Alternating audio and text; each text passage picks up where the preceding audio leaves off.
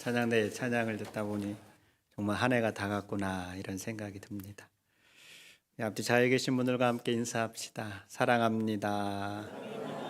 축복합니다. 오늘은 이렇게 한 번 더 인사합시다. 올 한 해도 수고 많으셨습니다. 하은이도 수고 많았어요? 잘 왔어요. 네. 오늘은 2025년 마지막 주일입니다.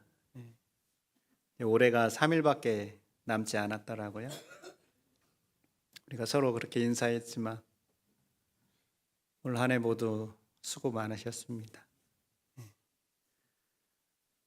2026년이 이제 3일 뒤면 밝아지게 되는데요. 새해가 찾아오면 우리 모두에게 주어지는 게 있습니다. 한 사람도 빠짐없이 공평하게 다 주어지는 게 있는데 무엇일까요? 네, 나이가 주어집니다. 나이 얘기를 왜 할까 따지고 싶지 않은데 이런 생각이 들 수도 있는데요. 이런 생각을 알았는지 이환천이라는 시인이 이렇게 재미있는 시를 썼어요. 나이라는 제목으로. 한번 들어보세요. 2개 먹은 사람 없고 먹지 않은 사람 없이 하나씩을 다 먹는데 이상하게 억울하다. 다 먹는데 이상하게 억울하다 이렇게 써놨어요. 또 똑같은 제목으로 이렇게도 썼습니다. 나이를 먹으면 빼지도 못하는 한 살이 찝니다. 이렇게 써놨어요.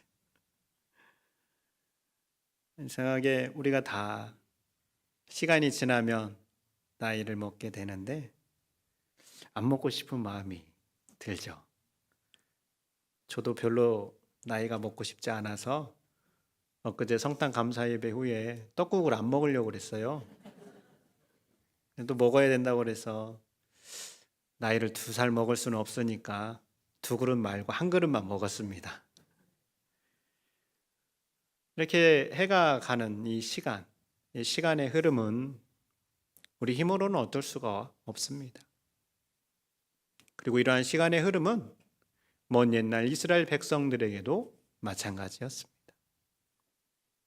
애굽에서 노예 생활을 하던 이스라엘 백성들이 애굽을 탈출해서 광야에서 시간을 보내게 되었는데 40년이라는 시간을 보내게 되잖아요. 이 40년이라는 시간을 통하여서 출애굽을 경험한 1세대들이 모두 세상을 떠나게 되었습니다. 이제 그 다음 세대, 어린 세대들이 장성해서 가나안 땅에 들어갈 위치에 서게 되었습니다. 이제 요단강만 건너면 가나안 땅에 이제 들어갈 그러한 상황이에요.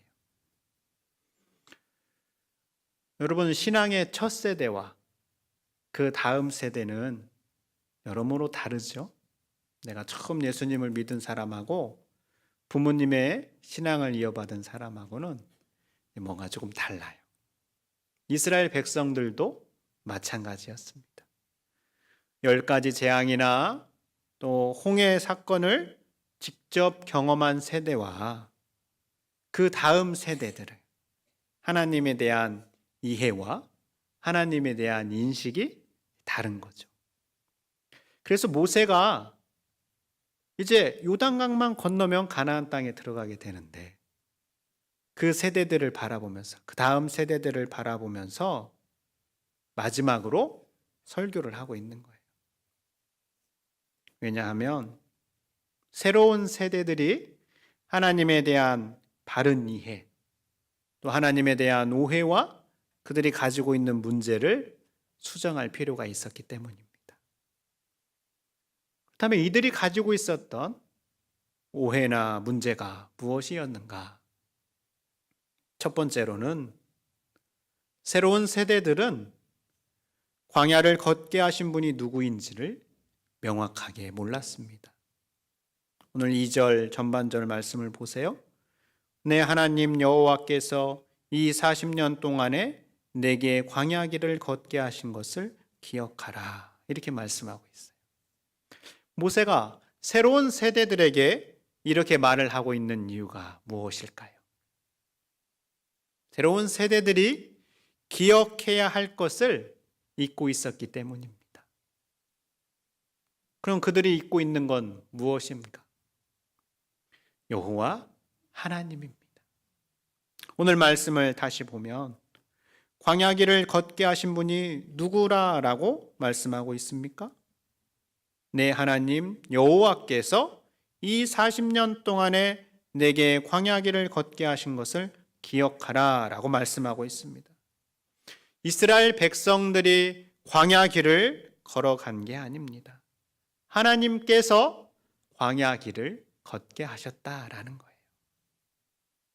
그런데 새로운 세대들은 자신들이 걸어가는 그 광야 길을 걷게 한 분이 누구인지에 대하여 명확하게 알지 못하다라는 거예요. 그래서 그저 자신들이 걸어가는 그 광야 길을 의미 없이, 목적 없이 걸어가야 된다라고 생각했다라는 겁니다. 또한 새로운 세대들은 자신들이 무엇으로 살아야 하는지를 명확하게 알지 못했습니다. 오늘 3절 말씀 보세요. 너를 낮추시며 너를 줄이게 하시며 또 너도 알지 못하며 내 조상들도 알지 못하던 만나를 내게 먹이신 것은, 그 다음 같이 읽어볼까요? 사람이 떡으로만 사는 것이 아니요 여호와의 입에서 나오는 모든 말씀으로 사는 줄을 내가 알게 하려 하심이니라. 아멘. 여러분, 광야를 걸으며 이스라엘 백성들에게 양식이 되었던 것이 무엇입니까? 만나와 메추라기입니다. 근데 새로운 세대들은 자신들에게 주어지는 만나와 메추라기로 자신들이 먹고 사는 줄 알았어요. 그래서 만나와 메추라기가 없을 때에는 먹을 게 없다라고 원망했습니다. 그러나 오늘 하나님은 어떻게 말씀하십니까? 이스라엘 백성들이 무엇으로 살아간다라고 말씀합니까? 여호와의 입에서 나오는 모든 말씀으로 산다라고 말씀합니다.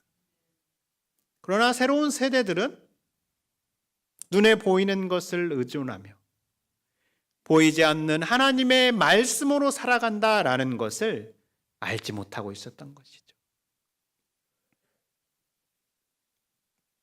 또한 새로운 세대들은 자신들이 당하는 어려움, 고통 혹은 징계의 이유를 몰랐습니다. 오늘 5절 말씀을 보면 이렇게 기록되어 있습니다. 너는 사람이 그 아들을 징계함 같이 내 하나님 여호와께서 너를 징계하시는 줄 마음에 생각하고 라고 기록되어 있어요. 여러분, 광야에서 이스라엘 백성들은 소위 징계와 같은 어려움을 겪었습니다. 불뱀에 몰려 죽기도 했고요. 이 땅이 갈라져서 많은 사람들을 삼키기도 했습니다. 또 연병이 돌아가지고 많은 사람들이 생명을 잃기도 했습니다.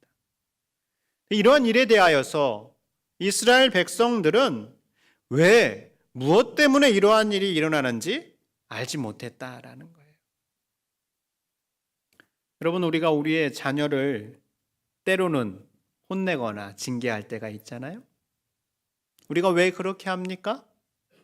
우리의 자녀들이 잘 되기를 바라는 마음에서 그렇게 하는 거죠. 다른 말로 하면 우리의 자녀들을 사랑하니까, 우리의 자녀들에게 관심이 있으니까 징계를 하는 것이죠. 그래서 히브리서에서는 이렇게 이야기를 합니다. 주께서 그 사랑하시는 자를 징계하시고 그가 받아들이시는 아들마다 채찍질 하심이라. 사랑하는 자를 징계하신다라는 거예요. 그러나 새로운 세대들은 자신들이 당하고 있는 징계와 어려움에 대한 이유를 알지 못했어요. 그래서 그저 고통과 어려움으로만 인식하고 그 어려움을 주시는 하나님을 두려워하며 원망과 불평으로 그 시간을 보냈다라는 거예요. 그래서 모세가 새로운 세대들에게 이러한 생각을 수정할 필요가 있어서 이렇게 설교를 하고 있는 겁니다. 시간의 간격은 있지만 이 새로운 세대들을 그저 나무랄 수 없는 것은 이들의 모습이 우리의 모습이기도 하기 때문에 그렇습니다. 우리 역시 우리가 걷는 길을 광야라고 합니다. 이 믿음의 길을 걸어가는 걸 광야와 같다라고 하는데, 왜냐하면 우리는 아직 영원한 하나님의 나라, 약속의 땅 가나안에 들어가지 않았기 때문에 그렇습니다. 이 광야를 걷는 우리는 어떻습니까? 우리는 매일매일 이 광야 길을 걷게 하신 분이 여호와 하나님이시다라고 기억하며 살아가고 있습니까? 아니면 그저 내가 걸어가야 될 길이다라고 생각하면서 터벅터벅 걸어가고 있습니까? 하나님께서 내게 허락하신 길이다라는 것을 우리가 기억한다면 우리는 이 광야의 길을 걸어가는 자세가 달라집니다. 그저 걸어가지 않습니다. 또한 이 광야 길을 걸어가는 동안 우리의 양식이 여호와 하나님의 말씀이다라고 했는데, 우리는 그 말씀을 진실로 내 양식으로 삼고 그 말씀을 잘 먹고 있는가라는 거죠.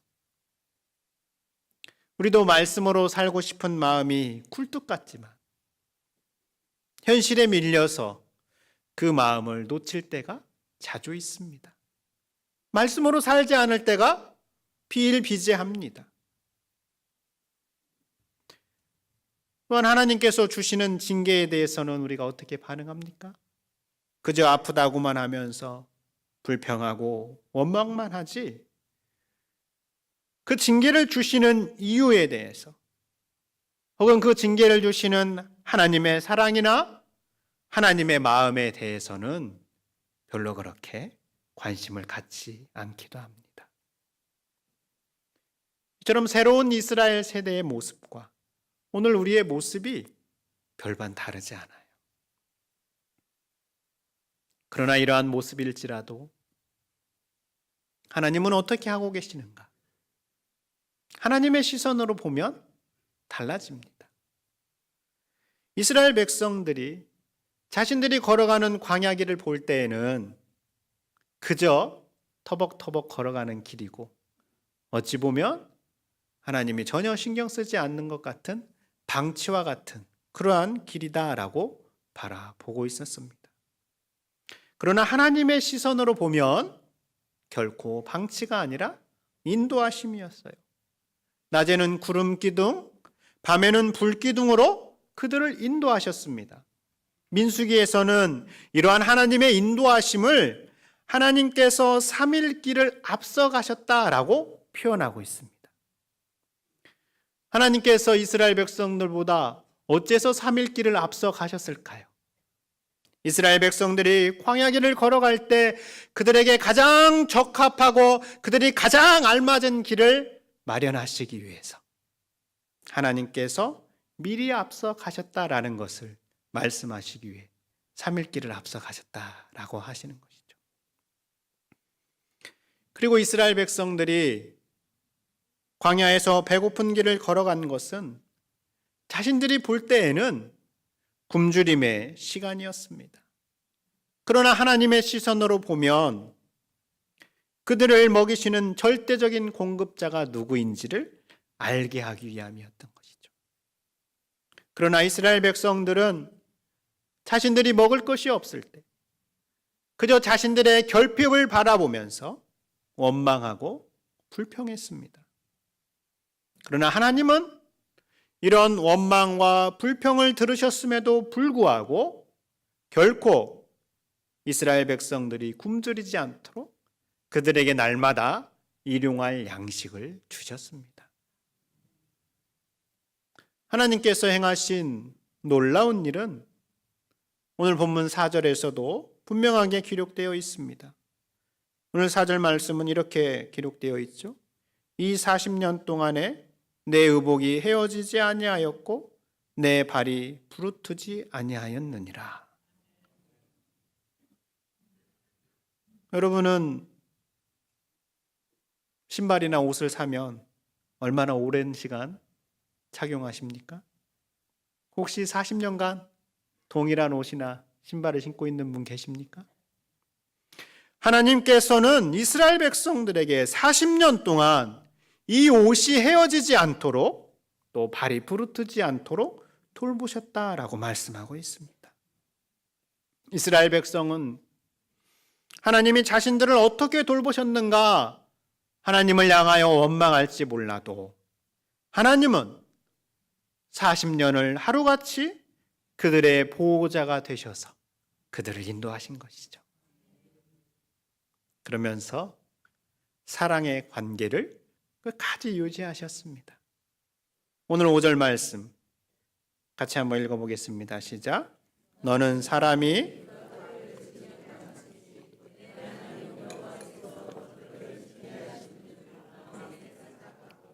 아멘. 하나님의 징계에 대하여 이스라엘 백성들은 불평하면서 왜 이렇게 힘들게 하냐라고 원망할지 모르지만 하나님은 사랑하는 아들을 징계하는 것처럼 이스라엘을 대하셨다라는 거예요. 하나님은 원망하는 이스라엘 백성들을 향하여서 결코 그 사랑의 끈과 관계를 놓아버리지 않으셨다라는 겁니다. 이처럼 이스라엘은 자신들이 걸어온 광야길에 대하여서 하나님이 방치하셨다. 또 하나님을 향한 원망과 불평으로 자신들이 걸어온 길을 바라봤지만 하나님의 시선은 달랐습니다. 하나님께서는 그들을 훈련시키고 그들에게 가장 좋은 길로 인도하시며 그들을 여전히 보호하시고 사랑의 관계를 놓지 않고 바라보고 계셨다라는 거예요. 우리도 그렇습니다. 우리가 올 한 해를 되돌아볼 때, 내 시선으로 볼 때에는 내가 걸어왔던 길이 광야와 같아서 불평하고 원망하고 또 회피하고 싶을 때도 있습니다. 그러나 그 광야가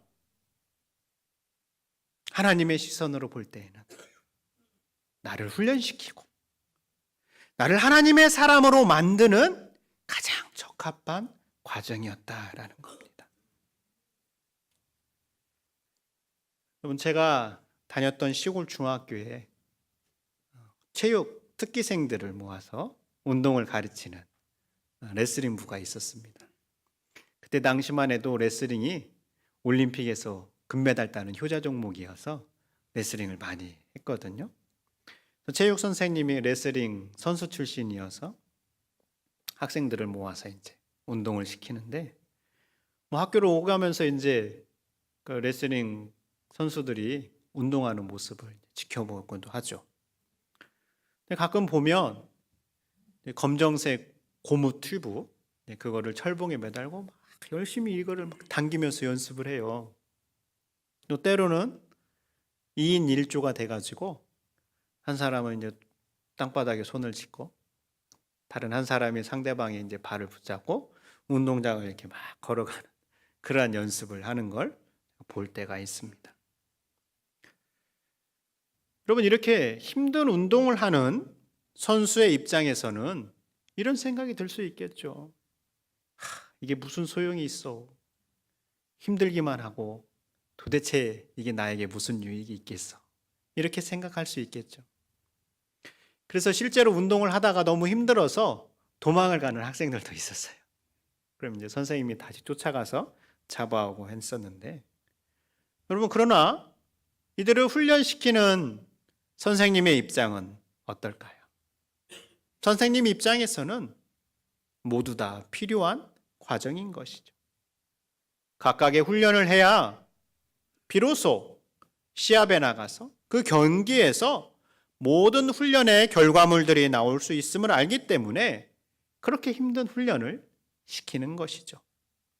선생님은 훈련만 보는 것이 아니라 그 선수가 나갈 그 무대를 이미 바라보고 있기 때문에 그런 것입니다. 우리도 마찬가지입니다. 우리가 걸어온 광야의 길은 하나님의 입장에서 봤을 때는 우리에게 다 필요한 것이기에 그렇게 훈련을 시키신다라는 겁니다. 성도 여러분, 2025년 여러분이 걸어온 길이 어떻게 다가오십니까?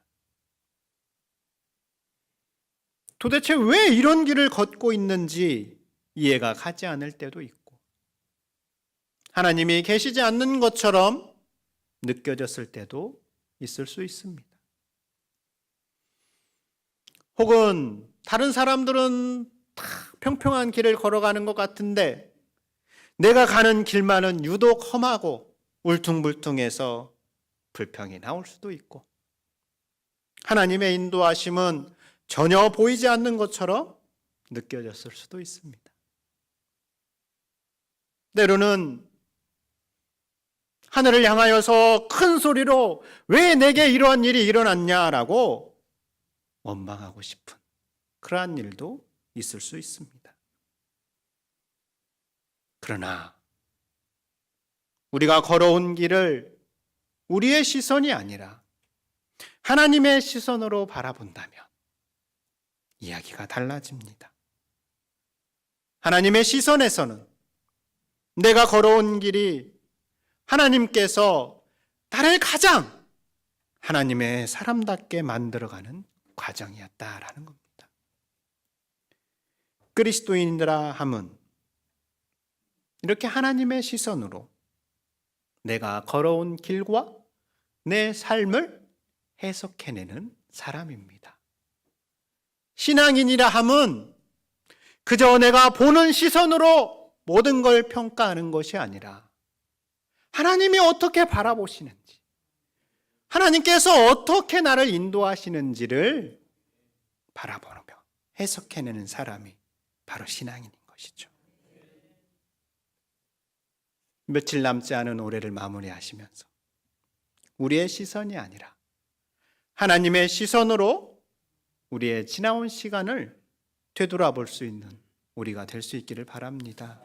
그래서 내가 걸어온 힘들고 고통스러운 광야 같은 길이 하나님의 시선으로 바라보니까 하나님의 섬세한 보호와 인도하심이었다라는 것을 발견하는 은혜가 우리 가운데 넘쳐날 수 있기를 소망합니다. 하나님,